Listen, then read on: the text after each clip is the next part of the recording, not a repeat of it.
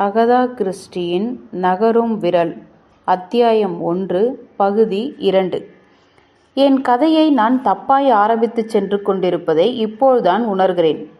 லிம்ஸ்டாக் பற்றி எந்த ஒரு வர்ணனையும் நான் நேயர்களுக்கு தரவில்லை. லிம்ஸ்டாக் எப்படிப்பட்ட ஒன்று என்பதை விளங்கிக் கொள்ளாமல் என் கதையை புரிந்து கொள்ள முடியாது. ஆரம்பிக்கிறேன். லிம்ஸ்டாக்கின் ஆணிவேர் கடந்த காலங்களுக்குள் வேரூன்றி உள்ளது. நார்மன் ஆக்கிரமிப்பு நடந்த காலகட்டத்தில் லிம்ஸ்டாக் ஒரு முக்கிய பகுதியாய் இருந்தது. இங்கு ஒரு சாமியோர் மடம் இருந்தது. அதில் மடாதிபதிகளாக ஈடுபாடும் அர்ப்பணிப்பும் கொண்டிருந்த பல சக்தி சாமியார்கள் வழி வழியாய் பதவி வகித்து வந்தார்கள். போகும் வழிக்கு புண்ணியம் தேடிக்கொள்ளும் நம்பிக்கையோடு அக்கம்பக்கத்து கிராமத்து பிரபுகளும் ஜமீன்தார்களும் தங்களது நிலங்களில் சிலவற்றை மடத்துக்கு எழுதி வைத்துச் சென்றார்கள். லிம்ஸ்டாக் மடம் பணக்கார ஆலயமாகியது. முக்கிய பகுதியானது. பல நூற்றாண்டுகளாய் இப்பகுதியின் அசையா தூணாய் பலம் கொண்டு வாழ்ந்தது. இப்படி இருக்கையில் இதற்கு போட்டியாய் சில இடங்களை இங்கு உருவாக்கின 8வது ஹென்றி. அப்போதிலிருந்து ஒரு மாளிகை இந்நகரத்தை ஆக்கிரமிக்க ஆரம்பித்தது. அதுவும் முக்கியமானதானது. அதற்கும் உரிமைகளும் பணபலமும் முக்கியத்துவமும் செழித்திருந்தன. இதன் பிறகு 1700ஆம் ஆண்டினை ஒட்டிய காலத்தில் முன்னேற்றங்களின் பேரலைகள் லிம்ஸ்டாக்கினை பின்னுக்கு தள்ளின. மாளிகை சிதிலம் அடைந்தது. ரயில்வேவும் லிம்ஸ்டாக்குக்கு அருகில் வரவில்லை. சாலை போக்குவரத்தும் இந்நகரை தொடவில்லை. இது ஒரு முன்னேற்றம் காணாத ஒதுக்குப்புறமானது, முக்கியமற்றானது, மறக்கப்பட்டதானது. வாரம் ஒரு சந்தை மட்டும் இடம்பெற்றது. அப்பொழுதுதான் ஒருத்தரால் ஆடுகளையும் மாடுகளையும் இங்கு தெருக்களில் பார்க்க முடியும். வருடம் ஒரு முறை ஒரு பந்தய போட்டி நடைபெறும். அதிலும் கூட ஒப்பேறாத சில குதிரைகள் தான் பங்கெடுக்கும். வசீகரமான ஹை ஸ்ட்ரீட் ஒன்றிருந்தது. இதில்தான் மதிக்கத்தக்க சில வீடுகள் அமையும். குலைந்த நிலையிலிருந்த ஒரு நீளமான துணிக்கடை, இருளடைந்த இரும்பு கடை, தபால் பீஸ் ஒன்று, அங்குமிங்கும் விளங்கிக் கொள்ள முடியாத தினசில் சிதறிய சில கடைகள் சண்டையிட்டு கொண்டே இருக்கும். 2 கசாப்பு கடைக்காரர்கள் மற்றும் ஒரு சர்வதேச ஸ்டோர்ஸ். இவையே லிம்ஸ்டாக்கின் மிஞ்சின. இதில் ஒரு டாக்டர் இருந்தார். சில வக்கீல்கள் கொண்ட கால்பிரைத் மற்றும் சிம்டங் என்னும் நிறுவனம் 1420 இயங்கும் அழகான மற்றும் விசாலமான ஒரு சர்ச், புதிய ஆனால் பிரசித்தி பெறாத ஒரு பள்ளி, 2 பப்புகள். இப்படிப்பட்டது லிம்ஸ்டாக். எம்லி பார்ட்டனின் கோரிக்கைக்கு இணங்க யார் வேண்டுமானாலும் எங்களை நாடி இங்கு வரலாம் என்று ஓடிக்கொண்டிருந்தது. எங்களுக்கு இவை அனைத்தும் புதுமையானவை மற்றும் பொழுதுபோக்குக்கு ஏற்றவை. நாங்கள் இங்கு வாழ்க்கை நடத்த வரவில்லை. இது எங்களுக்கு ஓர் இடைஞ்செருக்கல் என டாக்டரின் கட்டளைக்கிணங்க கிராமத்து அக்கம்பக்கங்களில் இன்ட்ரெஸ்ட் காட்ட நான் என்னை தயாராக்கிக் கொண்டேன். ஆக ஜோனாவுக்கும் எனக்கும் எல்லாமும் கோமாளித்தனமாய் மகிழ்ச்சி ஊட்டின. லோக்கல் கிசுகிசுக்களில் பங்கெடுத்து கொள்வதும் மார்க்கஸ் கென்ட்டின் ஒரு கட்டளை என்று ஞாபகம். ஆனால் அப்படிப்பட்ட புரளிகளில் எப்படி என் காதுகளுக்கு எட்டும் என்பது பற்றி எனக்கொன்றும் ஐடியா இல்லை. இந்நிலையில் விசித்திரமான பகுதி என்னவென்றால், இக்கடிதம் எங்களை வந்தடைந்த போது அது எங்களை வேறு எதையும் விட மிக அதிகமாக வியக்க வைத்ததுதான். காலை சுற்றின்றின் போது அது எங்களுக்கு வந்தது என்று நினைக்கிறேன்.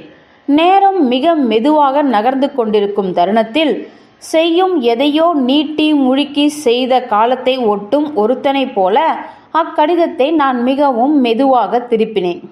அது தட்டச்சு செய்யப்பட்ட முகவரி கண்ட ஒரு லோக்கல் கடுதாசி, லண்டன் தபால் அச்சு கொண்டு வந்திருந்த ஒரு பில் மற்றும் என் போரடிக்கும் ஒரு கசினின் கடிதம் ஆகிய 2க்கும் முன்னமே அதை நான் பிரித்தேன்.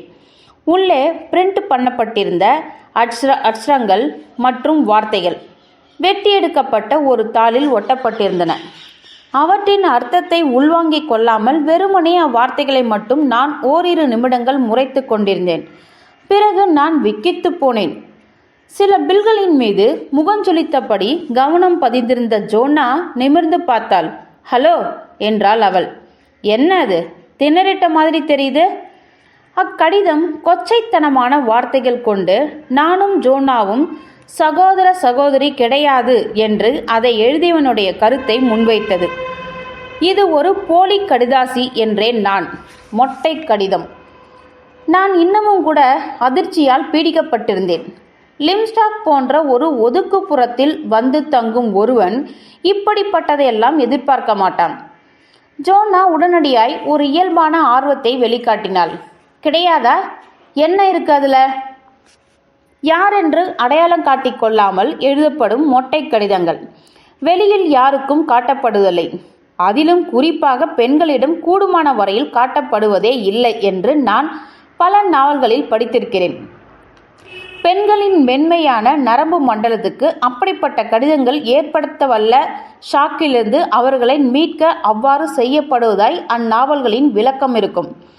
இதெல்லாம் ஜோன்னாவிடம் கடிதத்தை தந்தபோது எனக்கு நினைவில் வரவில்லை. உடனடியாய் அதை அவளிடம் நான் ஒப்படைத்தேன்.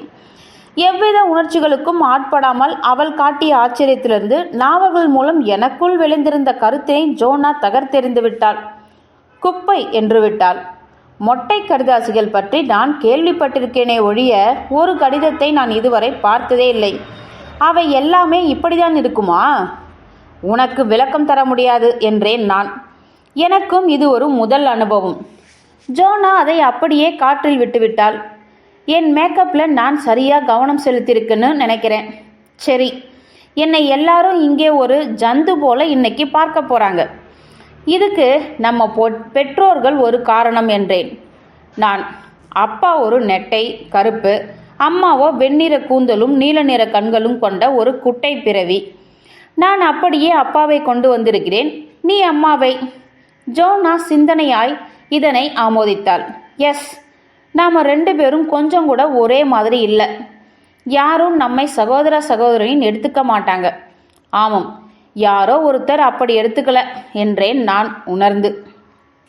வந்திருக்கும் செய்தி சமத்தியான ஒரு கோமாளித்தனம் என்றாள் ஜோனா. அக்கடிதத்தினை ஒரு மூலையில் பிடித்து ஆட்டிக்கொண்டே அதனை என்ன செய்வது என்று கேட்டாள். இதுக்கு சரியான பதில் என்னன்னா என்று நான் அழகா அதை கொண்டு போய் நெருப்புல போட்டு விடுவதுதான் என்றேன். என் வார்த்தைகளை நான் செயல்படுத்த அதற்கு அவள் கைத்தட்டினாள்.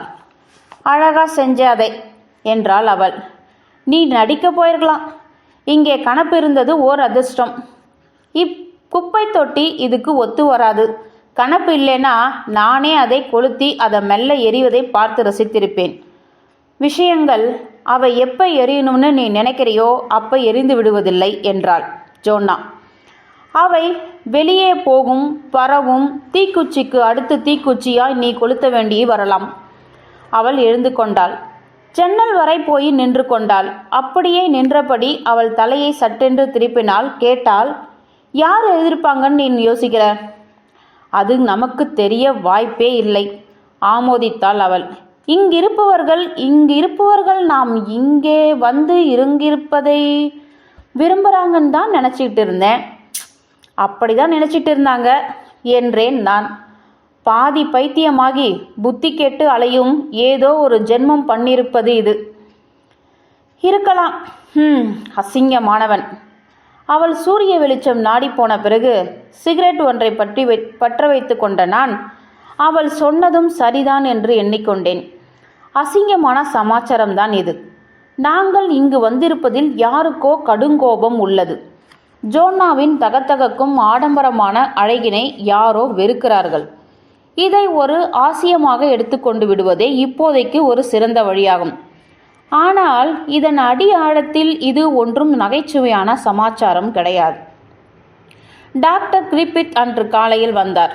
வாரமுறை வந்து எனக்கு மருந்து தருவதாக அவரை நான் அமர்த்தியிருந்தேன். எனக்கு ஓவன் கிரிபித்தை பிடித்தது. அவர் கருப்பான அதிக திறமையற்ற மனிதர். இப்படியும் அப்படியும் போய்கொண்டிருப்பார். மிகவும் ஜெண்டிலான கைகள் அவருடையவை. விட்டு விட்டு பேசும் வழக்கம் கொண்டிருந்த அவர் கொஞ்சம் சங்கோஜமானவர். என்னுடைய முன்னேற்றம் சிறப்பாய் அமைந்துள்ளதாய் அறிக்கை தந்தார். பிறகு, நல்லாதானே இருக்கீங்க என்றார் கூடுதலாய். எனக்கென்னவோ நீங்கள் டல்லாக இருப்பதை போல் தெரியுது. ஒருவேளை வானிலை ஒத்துக்கலையோ? ஒன்றுமில்லை என்றேன் நான் பொதுவாய். காலை காப்பியுடன் குழப்பமான ஒரு மொட்டை கடுதாசியும் வந்தது. அது சுவையான பதார்த்தங்களுக்கு நடுவில் ஒரு கசப்பான சுவையை நாக்கில் விட்டு வச்சிருக்கு. அவர் தனது பையை சட்டென தரையில் வைத்தார். அவரது ஒடிசலான கருப்பு முகம் பரபரப்பானது. உங்களுக்கும் அதில் ஒன்று வந்துருச்சா? எனக்கு ஆர்வம் கூடியது. அப்போ அப்படிப்பட்ட கடிதங்கள் இங்கே சுற்றிக்கிட்டு இருக்கா? எஸ், கொஞ்ச நாளாவே. ஓ என்றேன் நான். ஐசி, அந்நியர்களான நாங்கள் இங்கே வந்து தங்கியிருப்பது தான் யாருக்கோ பிடிக்கலன்னு நினச்சிக்கிட்டு இருந்தேன்.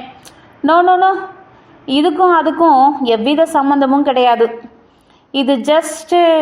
அவர் சற்று தாமதித்து விட்டு பிறகு கேட்டார், அது என்னன்னு சொல்லுது? அதாவது சட்டென்று அவர், ஒருவேளை நான் கேட்கக்கூடாதோ என்று லஜ்ஜாய். சேச்ச, நான் அதை சந்தோஷமாக உங்களுக்கு சொல்கிறேன் என்றான். நான் என்னுடன் அழைத்து வந்திருப்பவள் என் சகோதரி அல்ல அப்படின்னு சொல்லுது அது என்றேன். அவரது கரிய முகம் கடுங்கோபம் காட்டியது. என்ன திமிரு! உங்கள் சகோதரி? ஓ, அவங்க அப்செட் ஆகலையே. ஜோனா புத்திசாலித்தனமான நாகரிக பொண்ணு மற்றும் இறுக்கமானவ. இதை அவள் ரொம்பவும் பொழுதுபோக்கான ஒன்றா தான் எடுத்துக்கிட்டா. இதுக்கு முன்னாடி இப்படிப்பட்ட கடிதங்களை அவள் எதிர்கொண்டது கிடையாது. இனியும் கூடாதுன்னே வேண்டிக்கிறேன் என்றார் எக்ரிப் கதகதப்பாய். எப்படியோ என்ற நான் கராராய் குறிப்பிட்டேன். இதை ஈஸியாக எடுத்துக்க ஒரு வழி தான் இருக்குன்னு நினைக்கிறேன். சுத்த பேத்தல், கோமாளித்தனம், இதுதான் ஒரே வழி. எஸ் என்றார் ஓவன். எஸ், இது அப்படித்தான், அப்படியே தான் என்றேன் நான். இது வெறும் வாய்ச்சவடால் தான். இதில் பிரச்சனை என்னன்னு என்று தொடர்ந்த அவர், இப்படிப்பட்ட புரளிகள் கிளம்ப ஆரம்பிச்சிட்டா குன்றாமல் வளர்ந்துக்கிண்டே இருக்கும் என முடித்தார். நானும் அப்படியே தான் நினைக்கிறேன். இது ஒரு வியாதி மாதிரி. அப்கோர்ஸ் தாங்கிக்க முடியாமல் ஆகிடும். ஆமோதிப்பாய் தலையசைத்தேன். கேட்டேன், இதுக்கு முன்னாடி யார் இருப்பாங்கன்னு ஏதாவது ஐடியா இருக்கா? நோ, தெரிஞ்சிடக்கூடாதுன்னு நினைப்பதுண்டு. கவனிங்க, இந்த மொட்டை கடுதாசி கரையான் விளைய 2 முகாந்திரம் இருக்கும். இது குறி வச்சு எய்யப்பட்ட அம்பா இருக்கும். ஒரு குறிப்பிட்ட மனிதரையோ அல்லது ஒரு சிறு கூட்டத்தையோ நோக்கி போடப்பட்ட அம்பு. அதாவது இதுக்கு இலக்குன்னு ஒன்றும் இருக்கும். யாருக்கோ நிச்சயப்படுத்தப்பட்ட ஒரு பழிவாங்கும் காரணமாக இருக்கும். அவர் இதை இப்படிப்பட்ட ரகசிய வழியில் தீர்த்து கட்டுகிறார்.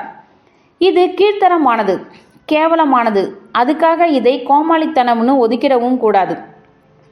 இந்த கேஸில் கடிதத்தை யார் எழுதினதும் சுலபாக ட்ரேஸ் பண்ணிடலாம். அது ஒதுக்கப்பட்ட பணியாள், பொறாமை பிடிச்ச ஒரு பெண் இத்தியாதிகள். ஆனால் இது குறி வச்சு எழுதப்படாத ஒரு பொதுவான சமாச்சாரமாக ஆகிவிட்டால் அப்போ சீரியஸானதாய் ஆகிவிடும். தராதர வித்தியாசம் பார்க்காமல் கடிதங்கள் அனுப்பப்படும். எழுதிய நபரின் மூளையில் இருக்கும் எரிச்சலுக்கான ஒரு வடிகாலாய் இவ்வகை. நான் சொன்னதைப் போல தாங்கிக் கொள்ள முடியாமல் வளர்ந்திடும். இக்குழப்பம் வளரும். இங்கும் அங்கும் கடிதங்கள் போய் சேரும். எப்படியோ கடைசியில் ஆளை பிடிப்பீங்க. அது வாடிக்கைய நாம் எதிர்பாராத ஒரு நபர் மேலேயே விடியும். அப்படிதான் போன வருஷம் இப்படி ஒரு வெடிப்பு நடந்தது. ஒரு டிபார்ட்மெண்ட் கடையில் இருக்கும் ஹெட் தான் அதுக்கு காரணம்னு அப்புறமா தெரிய வந்தது. ரொம்பவும் நாசுக்கான பொம்பளை தான் அவ.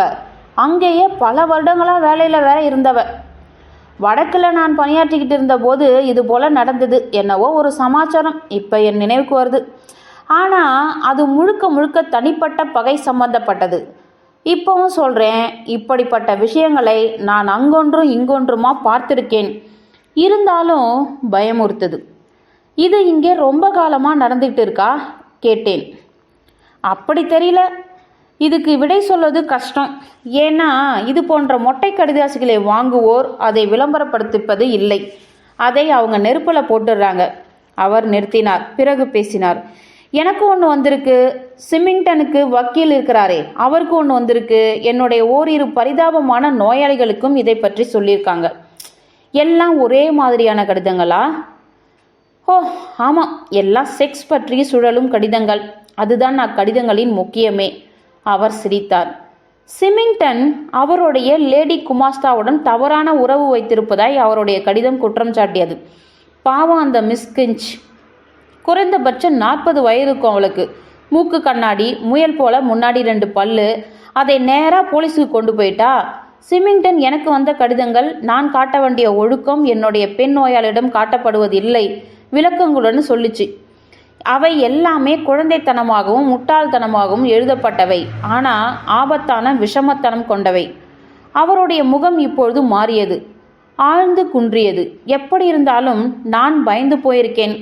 இவை ஆபத்தானதா முடியலாம் தெரியுமா? முடியலாம். எஸ், கவனிங்கிற என்ற மீண்டும் கூர்மையான அவர், குருட்டாம்போக்கில் எழுதப்பட்ட குழந்தைத்தனமானவை இவை. இருந்தாலும் விரைவில் 4 பேருக்கு தெரிய வரலாம். அப்புறம் என்ன நடக்கும்னு கடவுளுக்கு தான் வெளிச்சம். இதன் விளைவு கல்வியறிவு அற்ற மற்றும் சுலபமாக சந்தேகப்படவல்ல மூளைகளில் எத்தனை தீவிரத்தை உண்டு பண்ணலாம் என்பதை நினைச்சாலே எனக்கு பயமாக இருக்குது. எழுதப்பட்ட எதை பார்த்தாலும் இவனுங்க உண்மைன்னு நம்பிடுவாங்க. எல்லா விதமான சிக்கலுக்கும் அப்ப எழும். வந்திருக்கும் கடிதங்கள் பகுத்தறிவற்று எழுதப்பட்டுள்ளவை என்றேன் நான். சிந்தனையுடன் எழுத படிக்க தெரியாத எவனோ ஒருவனால் எழுதப்பட்டிருக்குன்னு சொல்வேன் நான். அப்படியா என்ற ஓவன் போய்விட்டார். பிறகு நான் இந்த சம்பாஷணையை மனதில் ஓட்டிய பொழுது அப்படியா என்பது என்னை அசௌகரியமாக்கியதை நான் உணர்ந்தேன். அகதா